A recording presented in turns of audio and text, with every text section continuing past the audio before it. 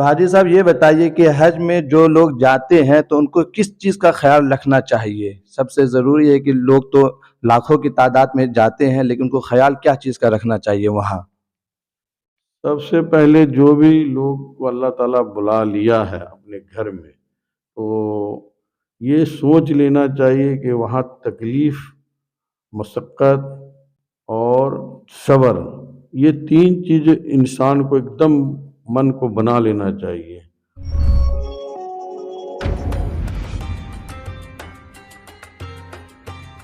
السلام علیکم ناظرین، آپ کا خوش آمدید ہے NR انفارمیشن یوٹیوب چینل میں۔ آج ہمارے ساتھ خاص مہمان ہے الحاج محمد صلاح الدین رحمانی صاحب۔ حاجی صاحب سے ہم جانیں گے 2024 میں جو لوگ حج کرنے جائیں گے ان لوگوں کو کیا کیا ڈاکومنٹ کی ضرورت ہوتی ہے اور کتنے خرچ ہوتے ہیں، یعنی کہ فل ڈیٹیل ہم جانیں گے تاکہ جو لوگ حج کرنے جائیں گے ان کو پریشانی کا سامنا نہ کرنا پڑے۔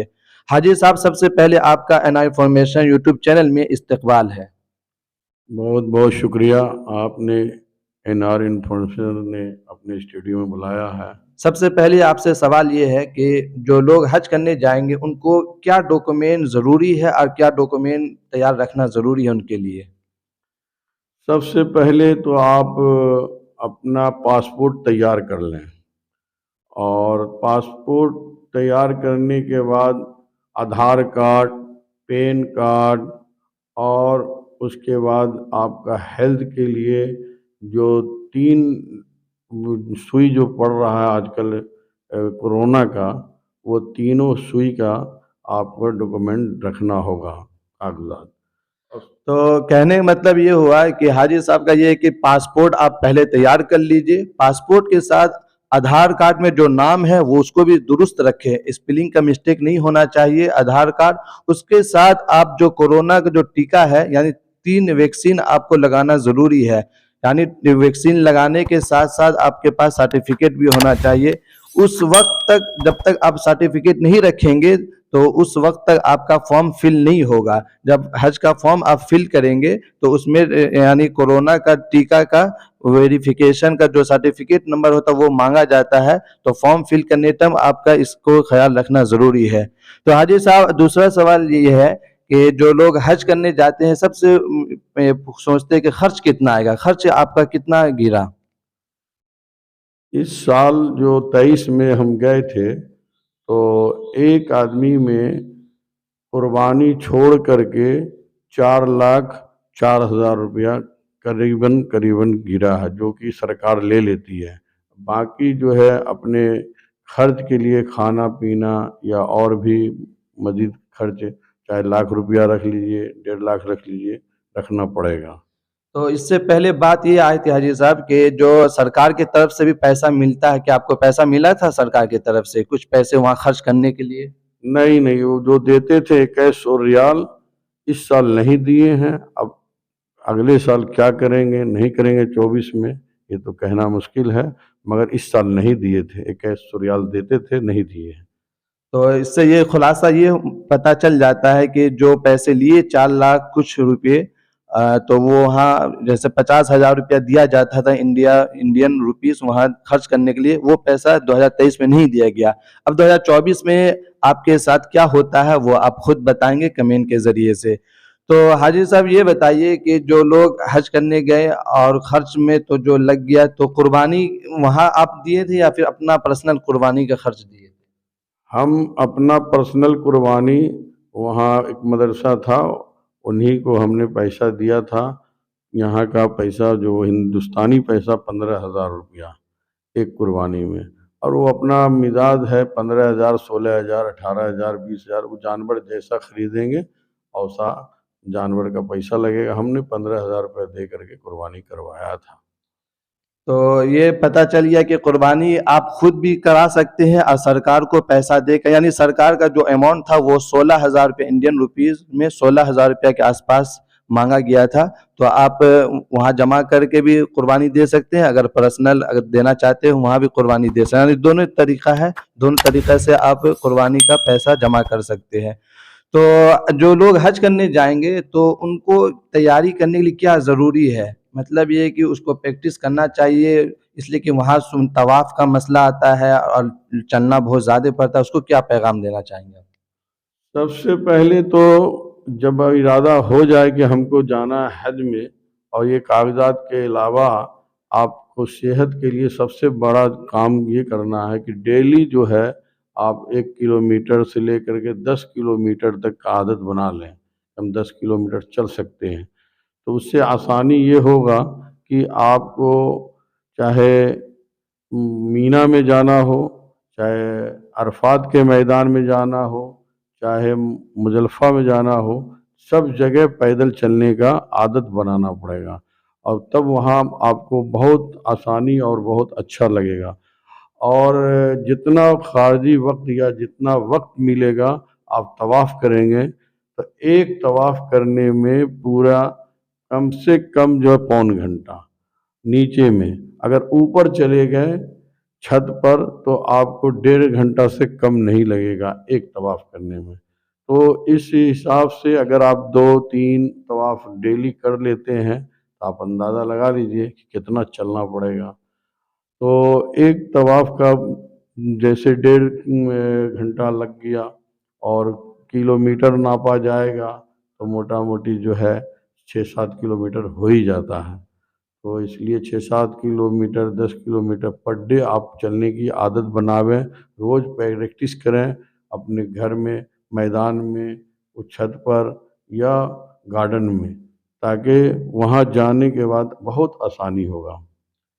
تو اس سے یہ پتہ چل جاتا ہے کہ اگر آپ حج کرنے کے ارادہ سے جانا چاہ رہے ہیں یا پھر ارادہ کر لیے ہیں تو روزانہ آپ کم سے کم 2 کلومیٹر 3 کلومیٹر پیدل چلنے کی مشق کریں، پریکٹس کریں۔ اس سے آسانی یہ ہوگی، جیسے حاجی صاحب بتا رہے ہیں کہ ایک چکر لگانے میں 45 منٹ، مطلب یہ کہ اگر آپ نیچے میں چکر لگائیں، ظاہر سی بات ہے خانہ کعبہ جو ہے، خانہ کعبہ اگر آپ نزدیک سے چکر لگائیں گے تو کم وقت میں ہو جائے گا۔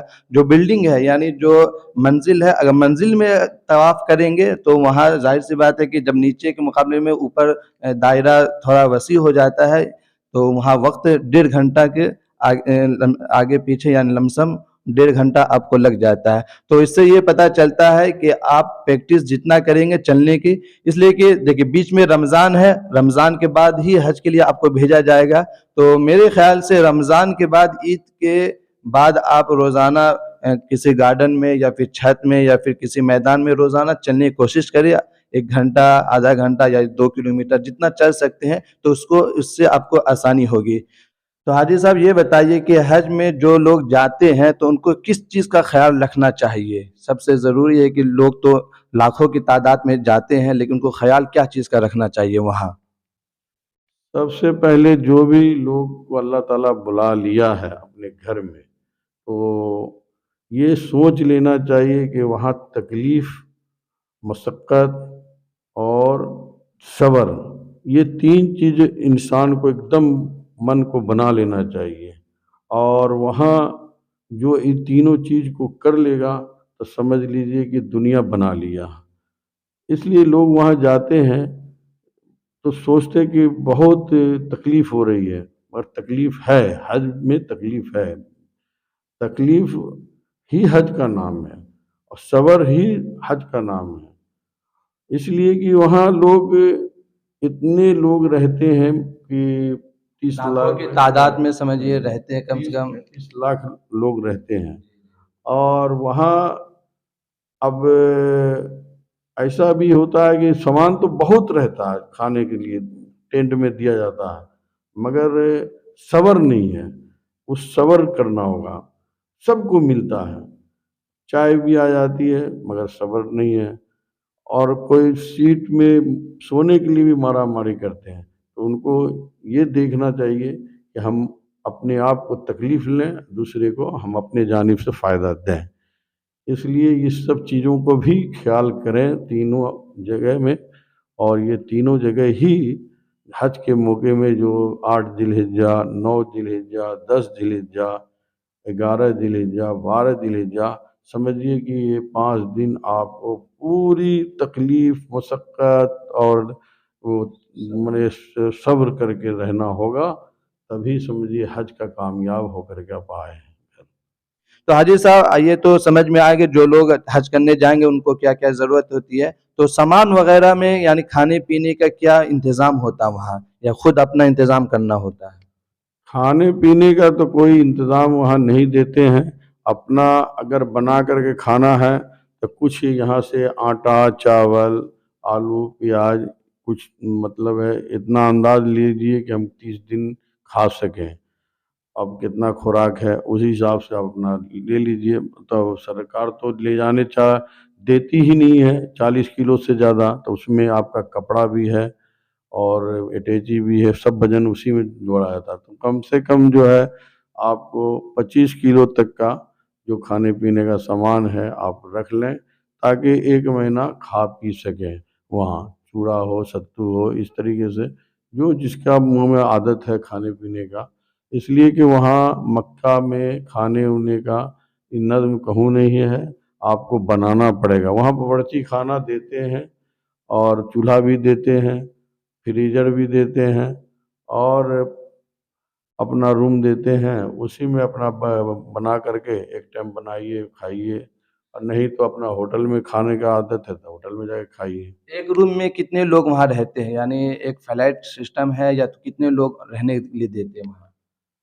کمرہ دیا جاتا ہے، جس کمرے میں کسی میں 6 لوگ کو شامل کر دیتے ہیں، کسی میں 3 لوگ کو شامل کرتے ہیں، کسی میں 4 لوگ کو شامل، جیسا کمرہ رہتا ہے ویسا ایڈجسٹ کرتے ہیں۔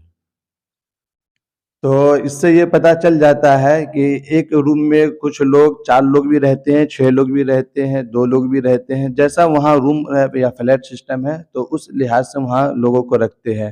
تو اس کے علاوہ آپ نے خانہ کعبہ کا دیدار بھی کیا، تو حج سے واپس آنے بعد آپ کو کیسا فیلنگ ہو رہا ہے، یعنی کیسا محسوس ہو رہا ہے؟ فیلنگ تو ایسا ہو رہا ہے کہ پھر اللہ تعالیٰ توفیق دے تو پھر ہم اس گھر کو زیارت کریں، اور اللہ تعالیٰ بار بار لے جانے کا موقع دے، اور ہم نے سب لوگوں کے لیے، تمام مسلمانوں کے لیے جو پورے ورلڈ میں، پورے دنیا میں ہیں، سب کے لیے چاہتے ہیں کہ اللہ تعالیٰ سب کو اس گھر کی زیارت کراوے۔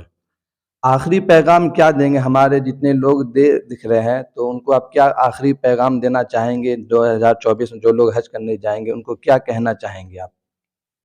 ہم تو یہی کہتے ہیں کہ 24 میں جو بھی لوگ نیت کر لیے ہیں، جو نہیں بھی کیے ہیں، تو وہ اپنا ابھی سے نیت بناوے، ابھی سے پاسپورٹ بناوے، اپنے کاغذ تیار کرے، اور اللہ تعالیٰ جو بھی پیسہ ہے یا نہیں ہے پھر بھی نیت کرے تو اللہ تعالیٰ انتظام کریں گے۔ اور اللہ تعالیٰ دیکھتے ہیں اپنے بندوں کو کہ ان کا کیا نیت ہے، نیت سے انشاءاللہ تعالیٰ انتظام ہو جاتا ہے، اور اللہ تعالیٰ اپنے گھر کی زیارت کرا دیتے ہیں۔ تو حاجی صاحب کا کہنا یہ ہے کہ آپ نیت کیجئے، اللہ تعالیٰ نیت کو دیکھتے ہیں، دل کو دیکھتے ہیں، اگر آپ نیت کریں گے اللہ تعالیٰ اس مراد کو بھی پورا کریں گے۔ چلیے آج کی ویڈیو میں بس اتنا ہے۔ اگر آپ کا کوئی بھی کمنٹ یعنی کوئی بھی کوشچن ہے تو کمنٹ کے ذریعے سے پوچھ سکتے ہیں۔ شکریہ ویڈیو دیکھنے کے لیے۔